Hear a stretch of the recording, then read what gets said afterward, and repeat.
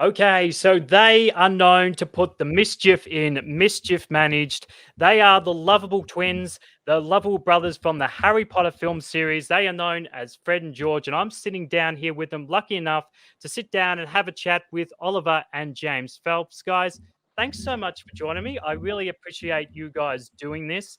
And you guys, like I was saying to James before we jumped on the live call here, are heading down to Australia for Supernova, our pop culture festival. And well, I just love the Harry Potter universe. I just love the Harry Potter world. To me, it allows everyone just to feel like they've got like a home. They can.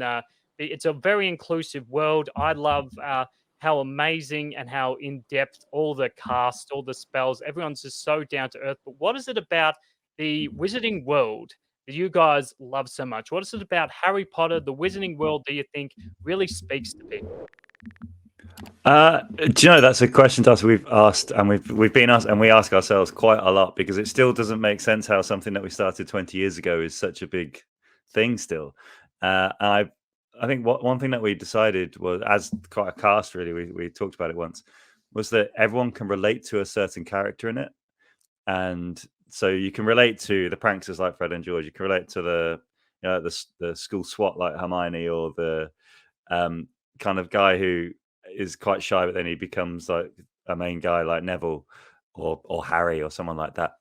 And I think, and then when you add that to a world which could easily, like you could easily let your imagination run away with you, and it could exist. Like if you're in King's Cross Station in London, you could easily think, oh, wouldn't it be like that 1% you probably thinks that'd be cool if that barrier was real and you could go into the platform 9 3/4 to go into the Wizarding world. Yeah, Oliver, what is it about the Wizarding world that speaks to you, do you reckon? I mean, to be honest, as James said, there's kind of like a character everyone associates with. And I think growing up, when we were reading the books, it was definitely like obviously being twins, you associate with those characters anyway. But then the other thing as well is that I've noticed what many people say to me also is it's a good escapism.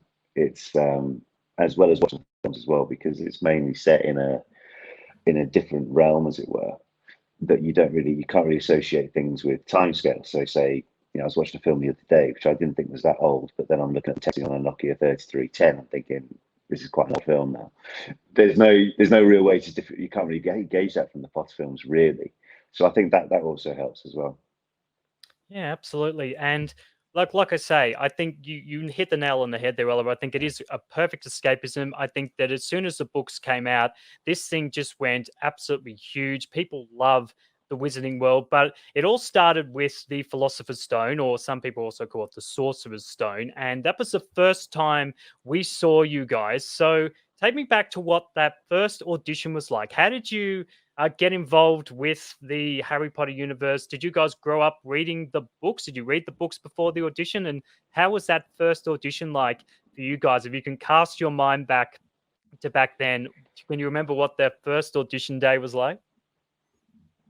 Yeah, definitely. It was a very interesting day, shall we say. It wasn't a normal one. So it was in about June, July time, in the summer of 2000. And we had a couple of weeks left at school. But we heard that they were doing open auditions for any character. And we'd read the first two books. I believe the fourth book had just come out. And so we knew of the characters and like we knew the start of the story. And we went to, my mum and dad drove us up there because we had a bit of a family day out up to Leeds. So that was about 3.5 hours from where we used to live. And we got there and it was literally take a raffle ticket and wait for your number to be called, because there was literally thousands of kids going for all different parts.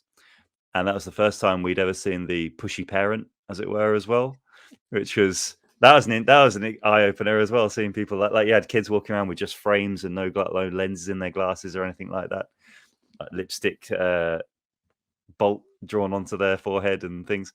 So anyway, we realized we had about 2-3 hours of waiting to be called. And it was during that time we realized we were the only set of twins there who weren't dressed identical. Everybody else was wearing the same stuff. So we thought, maybe we're missing out here. So we literally ran over to the department store over the road, just grabbed 2 shirts off the same rack and kept those. And then when our number was eventually called, there was a line to go in. And we're about 2 spaces from going in the room when another door opened, and another casting director said, "Oh, I'll see other people here if they like." But for whatever reason, we decided to stay in that line where we were already. And that room that we went into just so happened to have Janet Hutchison, who was the head casting director of the entire movie. And it's kind of one of those where what would have happened if we'd gone with the assistant? Like, she may not have thought anything of us, but the main person liked what she saw. And yeah, so about 4 days later, we got asked to do another audition. And then a week after that, we got asked to do another. Basically, 6 to 8 auditions later, we got the parts. Some incredible. And Oliver, do you remember what the first scene was that you shot for the Philosopher's Stone? Yeah, so the first scene we shot was the last scene you see in the movie. So it was when Harry and all the students get on the Hogwarts Express at Hogsmeade Station and leave. So that was the first scene we shot. The first scene we shot with dialogue, though, was in the courtyard. So we filmed up in Durham Cathedral, and it was when Harry and Ron are walking, and Harry's learning about Quidditch, and then we almost just like flank either side of them. And I can't remember the exact words now, but basically saying to him that people have been known to disappear. Just trying to get into his head a bit. And then that was the first time we ever filmed with dialogue. Probably a couple of weeks after the first scene, really, that we filmed in Goatland at the Hogsmeade Station. Yeah, unbelievable. And it just, after that, it just became so huge. People loved the film. And I tell you what, another thing that people love about the Harry Potter films is the adult cast that you guys got to work with, right? I went and watched the reunion again this year, which is that Harry Potter reunion. I thought was brilliant. It was really well put together. But I think going back and reflecting on the adult cast you guys got to work with, I mean, you're talking about Alan Rickman, Maggie Smith, but I think for you guys mainly it was Julie Walters and Mark Williams, who played Arthur, and Molly Weasley. What were those guys like to work with? Because they seem like, from watching the films, Julie Walters seems like the lovable mum, and Mark Williams is like the lovable dad and things like that. They really brought that great lovable nature to the Weasleys. So what were those two, particularly for you guys? Because I think you had most of your scenes with those two. What were they like to work with? They're awesome, and what was cool as well is that we were genuine fans of them beforehand. Like, Julie's you can't typecast Julie Walters. Like, she can do absolutely any role, but she is such a lovely person. The first time we ever met her is when we were filming on King's Cross Station, and Rupert Grint, Oliver, and myself were waiting in the green room for that was actually a train carriage on one of the adjoining trains to the station. And all of a sudden, halfway down the train, you just hear Julie say, "Where are my boys? Where are my boys?" And then she came in and we met her, and it was really cool. And then when Mark came on to the movies, obviously we were big fans of him as well, because we used to love watching The Far Show and other things like that he's been in before. And he's a really cool guy, and it wasn't uncommon for when we were filming for us to all go out pretty much as a family for a curry or something like that, which kind of we got a few double looks when we all walked in, but it was good fun. I remember meeting Mark for the first time after the first read through, and just went around the table and said hello to him, and he literally stood to attention and did a salute and said, "Daddy Weasley reports for duty." I remember, it's funny, like the icebreakers, what people can do, which you really stick with in your head. Yeah, I think that, like I just said before, I think those two are, it seemed like the lovable Molly and Arthur Weasley. And I think, yeah, just the great memories of shooting these great films. And I think they just stick with you. And through shooting the films, is there like a particular film, whether it's Sorcerer's Stone, Philosopher's Stone, or Chamber of Secrets, or Azkaban? Which one do you think is your favorite going back and watching? What stands out to you as your favorite one of the films? Have you got one? To film or to watch? Yeah, or just both. I think filming one would be the Goblet of Fire for me. That was just the best time I've ever had doing anything ever. It was just, there was so much good stuff. Like, there's a really good social scene as well outside of filming. I think quite a few of us, so James, myself, and then like Stan joined, and Rob Patterson and Clemence and Tolga and Katie. So we had some guys who were our age join, and we were about 18, 19 years old at the time. So afterwards, we'd be able to socialize quite nicely and go out, and just there's a great camaraderie building on that, and there's quite a few locations as well.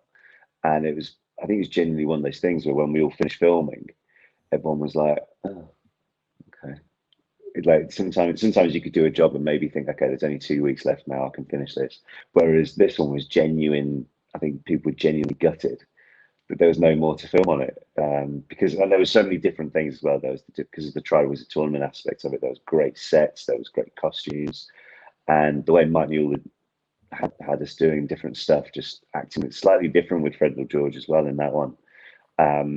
Really helped. I think it really made the characters just as more to us anyway, because you could only do so much like talking at the same time or laughing at each other and stuff. But the fact he got us to have a fight with each other, or going to like doing the betting and then teach us really how to explaining how the odds work and how you can split bets and stuff like that was it was good fun.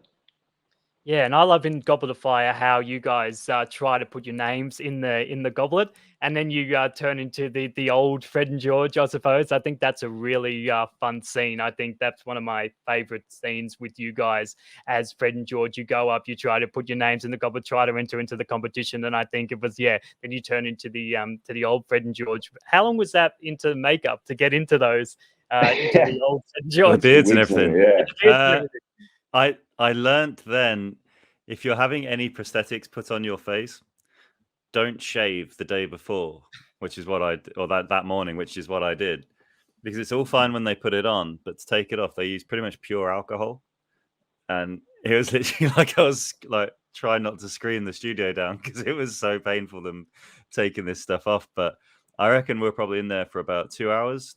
Yeah, But that was something after like that. there'd been quite a few tests beforehand. But I remember when Mike came to us when we've got it all on, and he said, "Right, I want you to all to have a fight."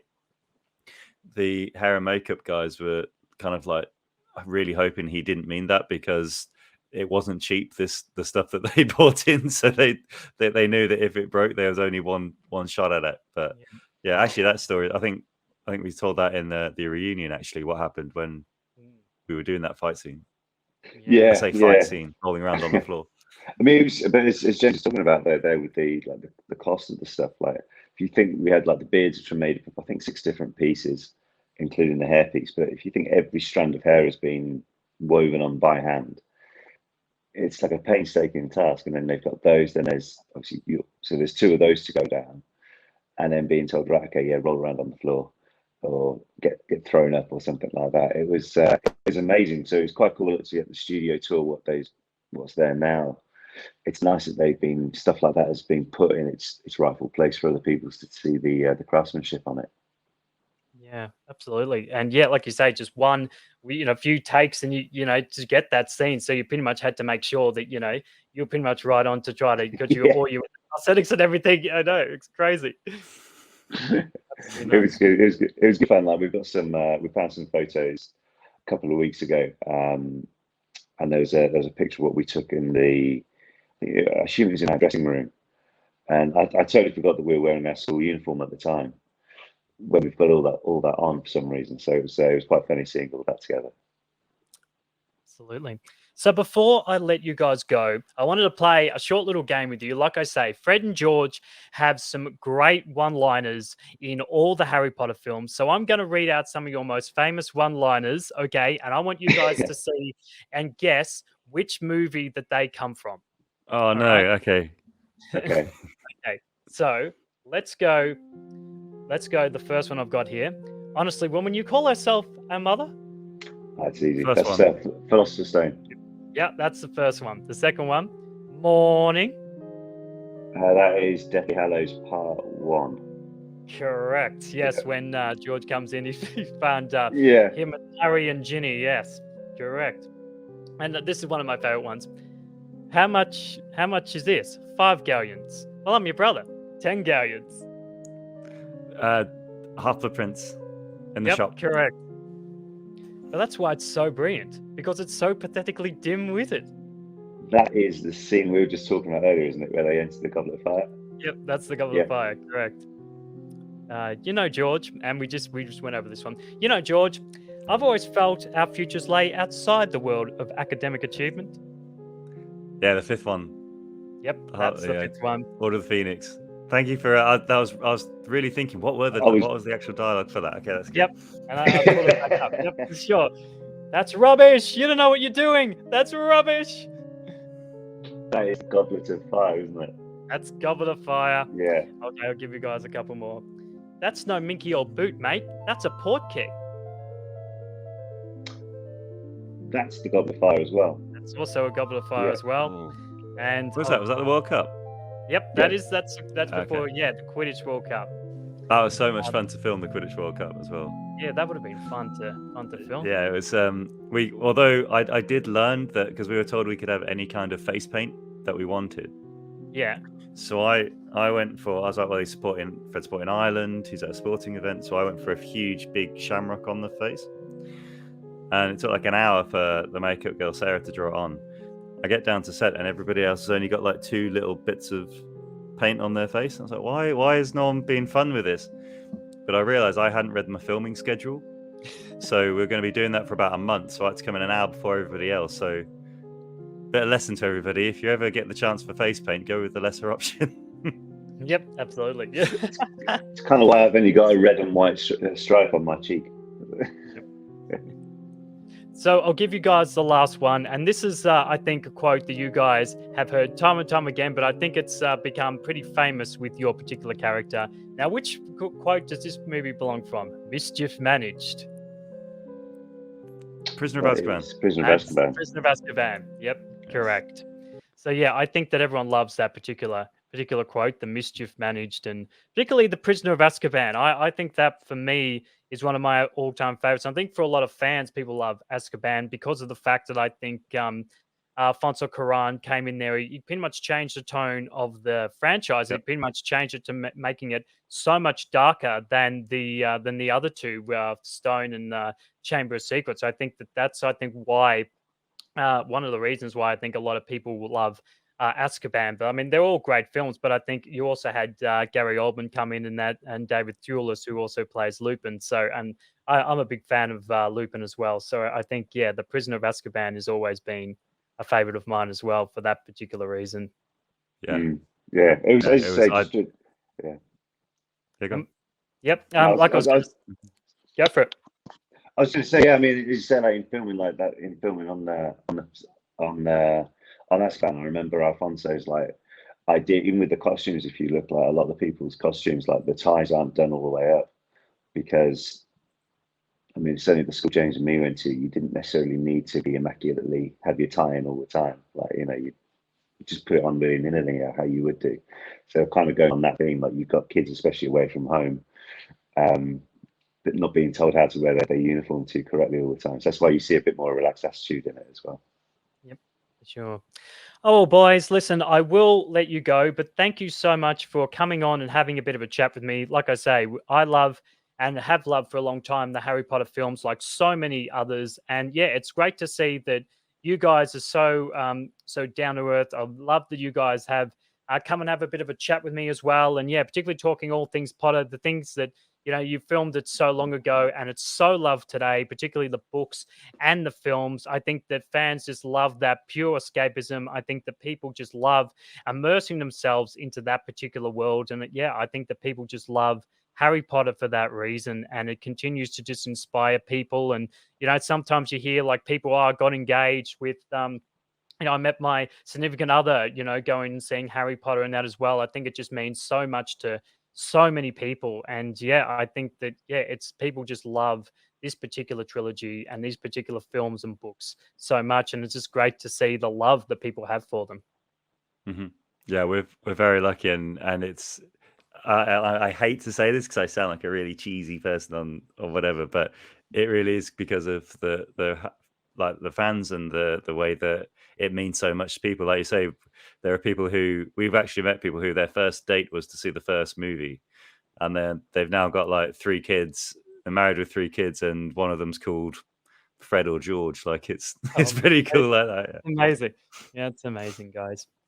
Oh, well, guys, Oliver, James, I'll let you go. Thanks so much for having a chat with me. All the best for coming down into Australia for Sydney's Supernova, a pop culture convention. I know you'll probably meet some great Aussie fans for the Harry Potter franchise as well. It's always great meeting the fans, and it's always great to see that appreciation for the films as well. So, yeah, guys, I really appreciate it. So thanks for coming on and having a chat with me. Nice one. Cheers, mate. Thanks a lot. Thanks, guys. Well, there you go, guys. A short chat with Oliver and James Phelps, Fred and George from the Harry Potter films. I'm so grateful that they gave me their time to sit down and have a chat to talk all things Harry Potter. I'd really appreciate if you guys give this video a like. You also hit the subscribe button, so it means that I can continue bringing you guys great guests like this. I can continue to make such great content because I love to be able to talk movies, TV, pop culture, and also be able to talk to such great people like Oliver and James Phelps. You know, they were in the UK at the time. They're coming down for Sydney for the Pop Culture Expo, for known as Supernova, that we have here every single year. Maybe you guys, if you are in Australia, if you are in Sydney, go and see them, purchase their photograph, and purchase an autograph token. Get yourselves a photograph with these great boys because they are such great people, down to earth. And yeah, it was just great to talk all things Harry Potter and be able to talk our love of that particular world. Righto, guys, my name's Darcy Oliver. Thank you for tuning in to another one of my videos. I love everyone who just continues to tune in, to continue to support this channel. Like I say, give the video a like, make sure you subscribe, and I'll see you next time.